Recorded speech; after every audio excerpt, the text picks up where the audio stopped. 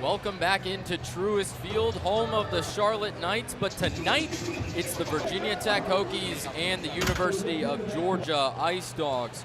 Hokies leading 2-1 after the first period.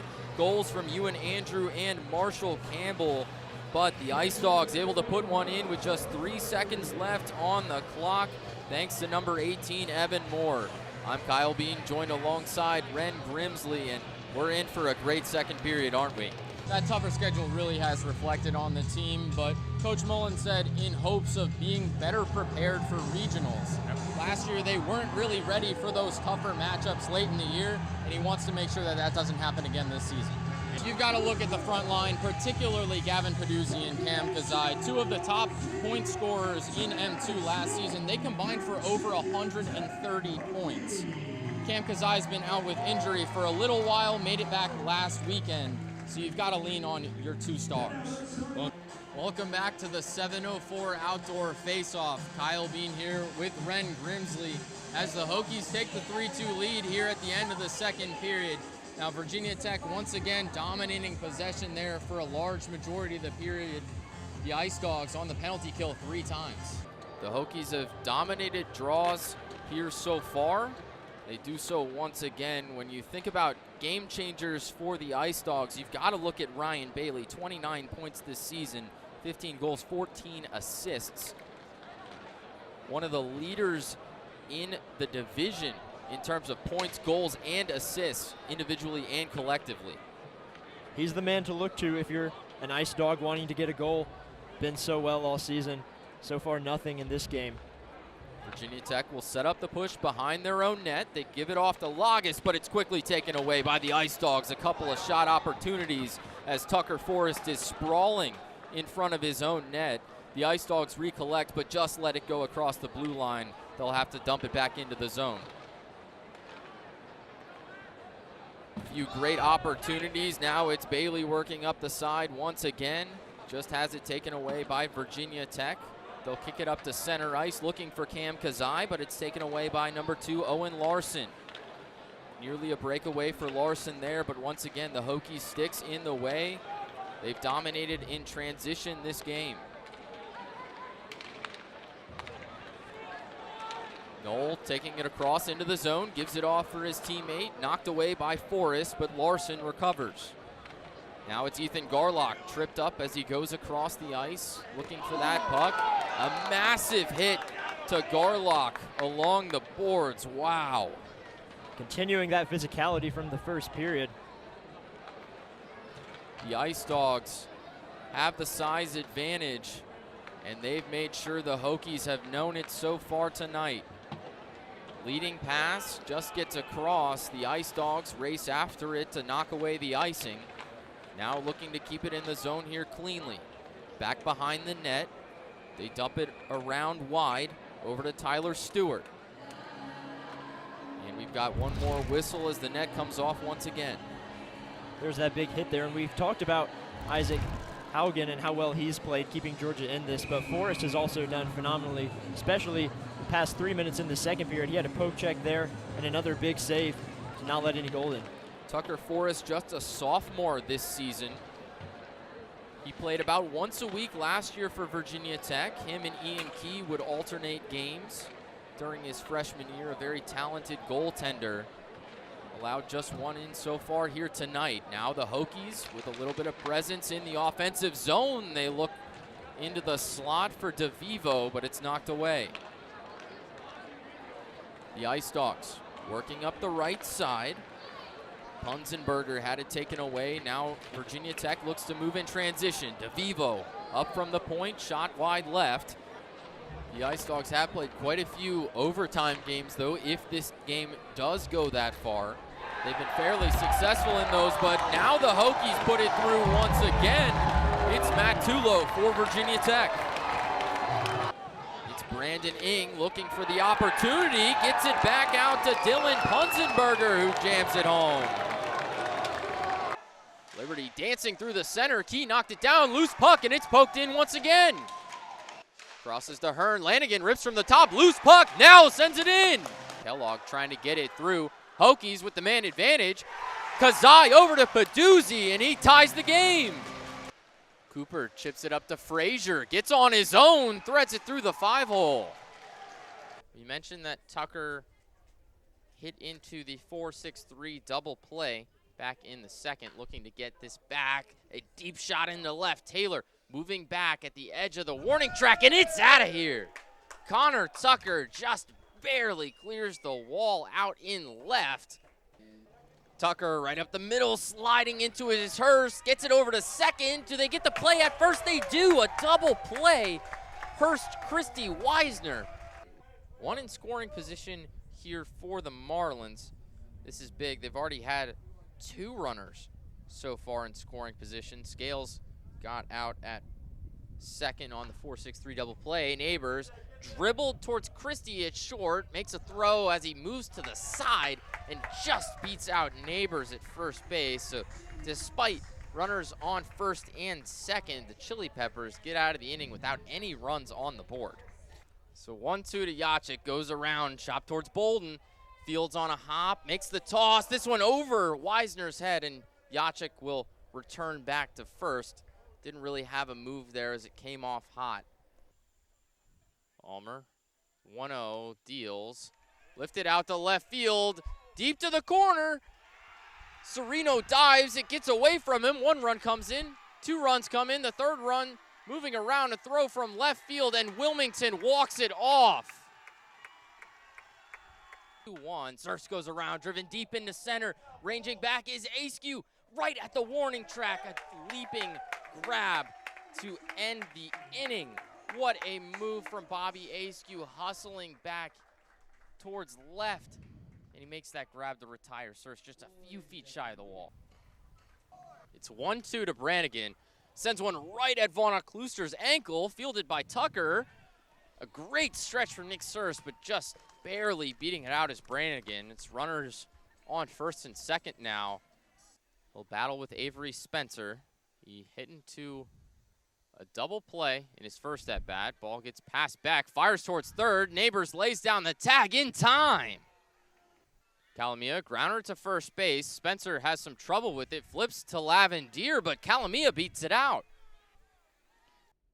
The Hokies are back on the hunt for the Women's College World Series, a feat that has eluded them since 2008. But they're on the right track with 25 wins, 6 losses, and 1 tie. After an unfortunate exit to number 14 Georgia in the 2023 NCAA Regional, Virginia Tech is back and quickly climbing up the rankings.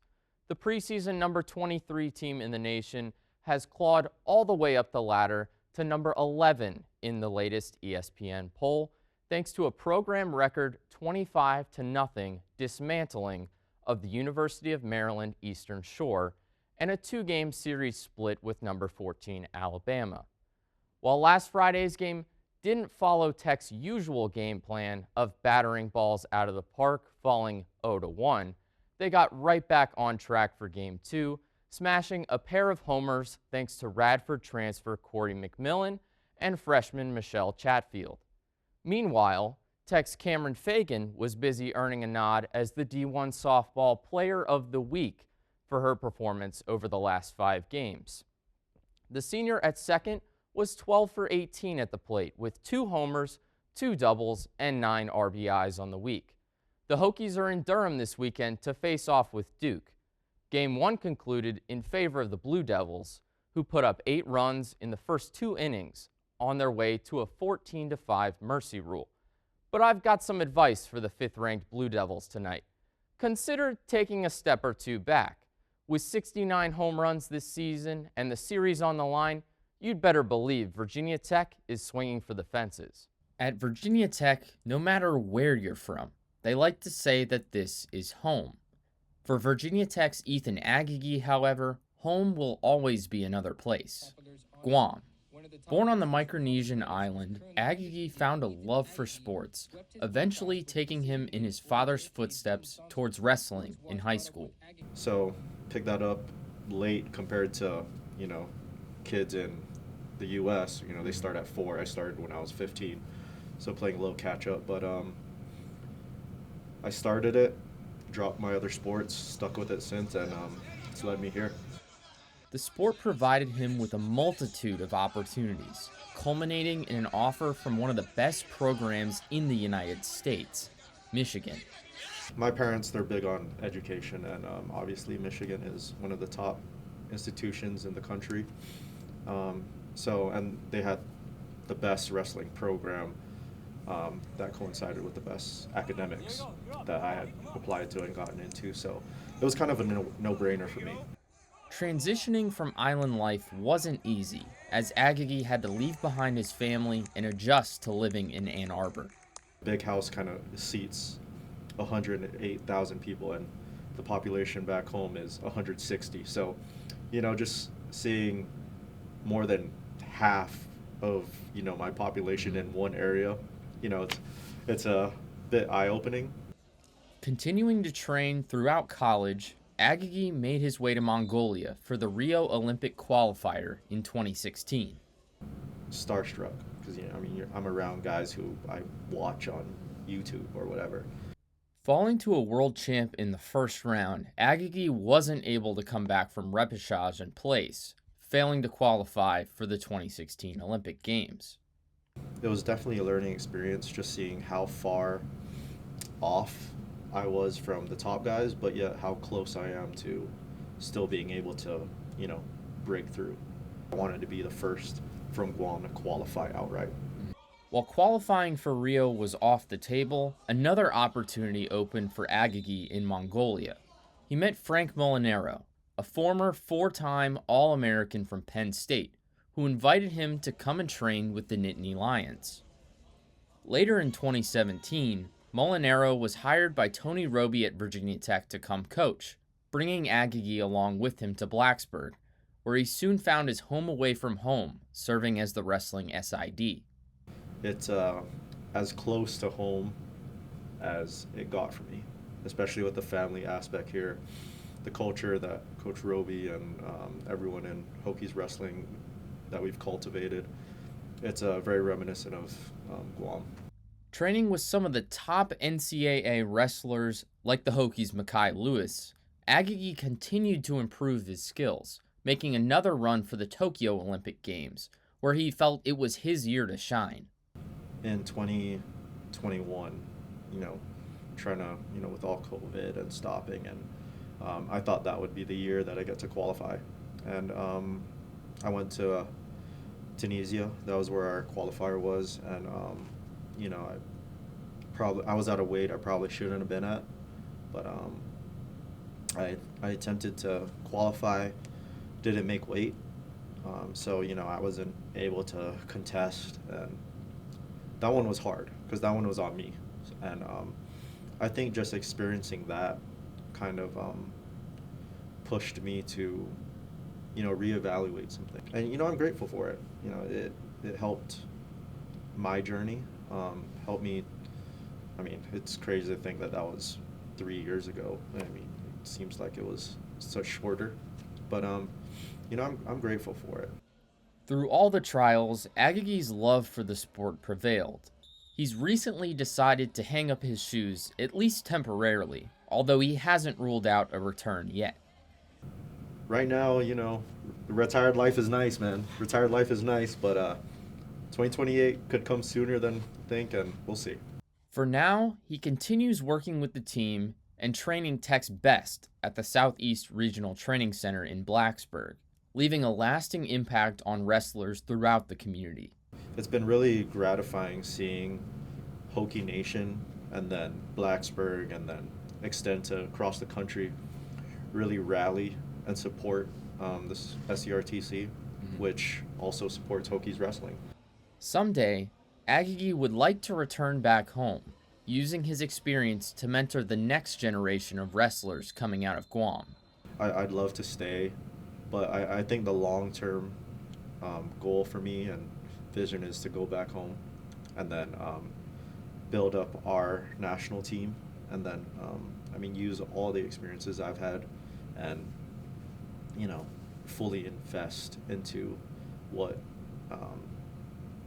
our island's wrestlers are capable of, and seeing them take the next step. Wherever wrestling might take him, Ethan Agagi is up to the challenge. Reporting from Virginia Tech, I'm Kyle Bean.